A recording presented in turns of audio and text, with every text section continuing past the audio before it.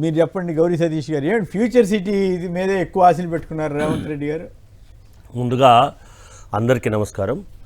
తెలంగాణ రాష్ట్రం ఏర్పడిన తర్వాత విద్యార్థులకు, ముఖ్యంగా ఇక్కడ ఉన్నటువంటి విద్యార్థులకు మార్కెట్కి అనుగుణమైనటువంటి స్కిల్ లేక చాలామంది ఇంజనీరింగ్ విద్యార్థులు కానీ, పోస్ట్ గ్రాడ్యుయేట్స్ కానీ ఉపాధి లేక ఇబ్బందులు పడుతున్నటువంటి మాట ప్రత్యక్షంగా చూస్తూ ఉన్నాం.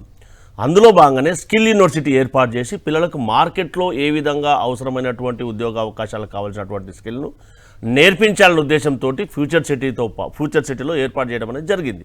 దాంతోపాటుగా అక్కడ ఇటీవల జరిగినటువంటి సెమినార్లో ప్రపంచ స్థాయిలో ఉన్నటువంటి ఎంఎన్సీ కంపెనీలన్నీ కూడా అక్కడ భాగస్వాములం అవుతాం, ఖచ్చితంగా ఇక్కడ అభివృద్ధి కావడానికి అవకాశం ఉంది, హైదరాబాద్ అనే ఒక సెంట్రలైజ్డ్ కాకుండా డీసెంట్రలైజ్డ్ కావాలా అనే ఉద్దేశంతో అక్కడ ఫ్యూచర్ సిటీ కందుకూరు దగ్గర ఈ యొక్క ప్రాజెక్టును చేపట్టమని జరిగింది. అంటే ఇప్పుడు గతంలో చంద్రబాబు గారు ఒక బిల్డింగ్ కట్టి ఒక పేరు పెట్టి మొత్తం నేనే కట్టాను అనుకున్నాను.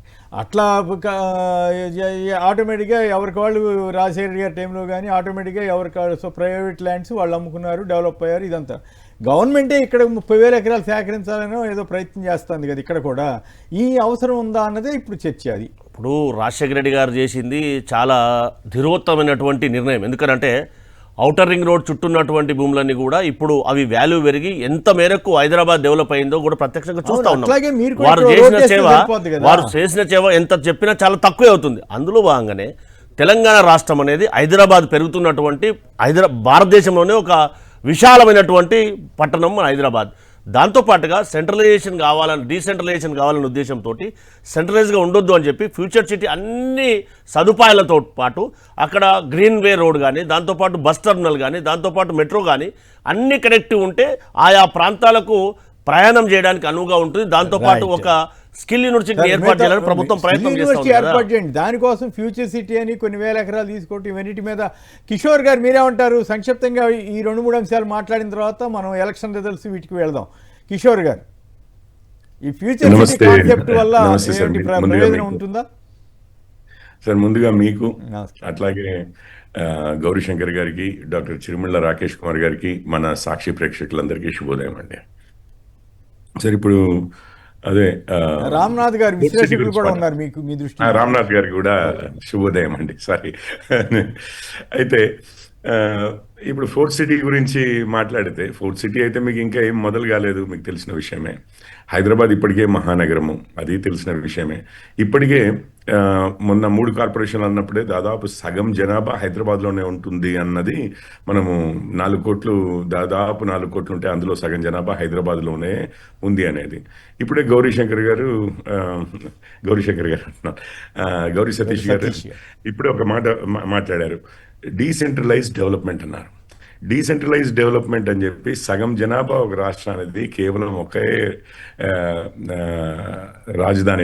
రాజధానిలోనే సగం రాష్ట్రము జనాభా అంతా ఒకే దగ్గర ఉండేది. మరి అది ఎటువంటి డీసెంట్రలైజేషన్ నాకు తెలియదు. ఫస్ట్ నెంబర్ 1 థింగ్ అండి.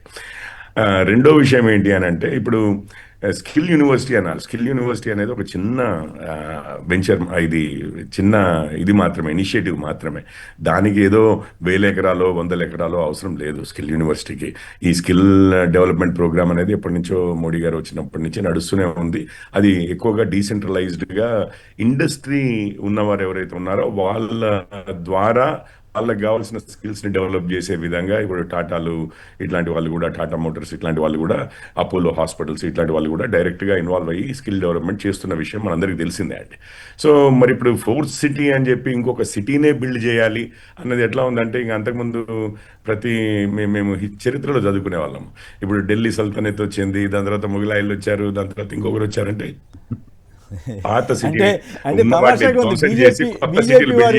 ఏపీలోనేమో లక్షల కోట్లు ఖర్చు పెట్టి అమరావతి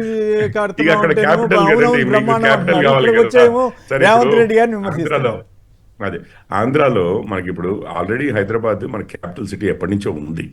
ఆల్రెడీ దానికి అదే ప్రైవేట్ పెట్టుబడులతో దానికి అదే విస్తరిస్తూనే వెళ్ళిపోతుంది. మీకు ఓఆర్ఆర్ ఉండనే ఉంది. ఇంతకుముందు వారు చెప్పినట్లుగా కూడా, గౌరీ సతీష్ గారు చెప్పినట్లుగా కూడా దాని చుట్టూ అవకాశాలు ఏర్పడుతూనే ఉన్నాయి. అంతకైతే మీరు డెవలప్మెంట్ చేయాలనుకుంటే ఈ మెట్రోని అట్లాగే పబ్లిక్ ట్రాన్స్పోర్ట్ని మీరు ఈ ఓఆర్ఆర్ అంచుల వరకు ప్రతి విషయంలోనూ ఎంఎంటీఎస్ కానివ్వండి ఇట్లాంటివి ఏమైనా కానీ అవన్నీ ఓఆర్ఆర్ అంచుల వరకు ప్రతి యాంగిల్లోనూ డెవలప్ చేయగలిగితే అంటే దీని మీద కూడా కామెంట్ చేయండి. మెట్రోని కూడా ఆయన కొనుగోలు చేశారు కదా, ఆల్మోస్ట్ గవర్నమెంట్కి వచ్చేసినట్లే కదా. రెండో దశ మూడో దశ దానికి కేంద్ర ప్రభుత్వం ఏదో లిటిగేషన్ పెడుతున్నట్లుంది ఆర్ఆర్టీఎస్ అని చెప్పి. మొన్నే కిషన్ రెడ్డి గారు మొన్ననే ప్రెస్ కాన్ఫరెన్స్లో ఎక్స్ప్లెయిన్ చేశారు. జస్ట్ ఒక 1 వీక్ కూడా కాలేదు ఇప్పటికి. ఇప్పుడు మెట్రోది అంతకుముందు ఎల్ఎన్టీ వారి సిస్టమ్ ఒకటి, గవర్నమెంట్ సిస్టమ్ ఒకటి, అది నెక్స్ట్ ఫేజ్ది గవర్నమెంట్ సిస్టమ్ ఒకటి ఉన్నప్పుడు వాటి రెండింటి మధ్యలో అనుసంధానం ఎట్లా అవుతుంది అన్న విషయం మీద వచ్చినప్పుడు ఎయిదర్ మీరైనా తీసుకోండి లేకపోతే వాళ్ళనైనా పార్ట్నర్స్గా తీసుకురండి నెక్స్ట్ ఫేజ్లో కూడా అన్నారు. ఇప్పుడు ఆ అడ్డంకి దాదాపు అంటే మీరు అన్నట్లుగా దాదాపు అయిపోయింది అన్నారు చూసారా, వీరు ఇన్ ప్రిన్సిపల్ డిసిషన్ అయితే అయిపోయింది. సో అది అయిపోగానే నెక్స్ట్ ఫేజ్ కి కేంద్ర ప్రభుత్వం కూడా నెక్స్ట్ ఫేజ్ కి ముందుకెళ్ళడానికి నిన్న మన పేపర్లో వచ్చింది, మీరు గమనించారో లేదో, ఈ దీనివల్ల ఎక్కువ భారం పడతా ఉంది. ఇప్పుడు 15,000 కోట్ల అదనపు భారం రాష్ట్ర ప్రభుత్వం భరించాల్సిన పరిస్థితి వచ్చింది కదా. మరి కేంద్రం కూడా ఇస్తే సంతోషమే. ఇక్కడ పాయింట్ ఏంటి, దాని బదులు ర్యాపిడ్ రైల్ ట్రాన్సిట్ సిస్టమ్ పెడితే బెటర్ ఈ మెట్రో కంటే అనేది ఒక తాజా ప్రపోజల్ అని కేంద్ర ప్రభుత్వం ఇచ్చిందని నేను మొన్న హిందూలో వచ్చింది, నిన్న సాక్షిలో వచ్చింది.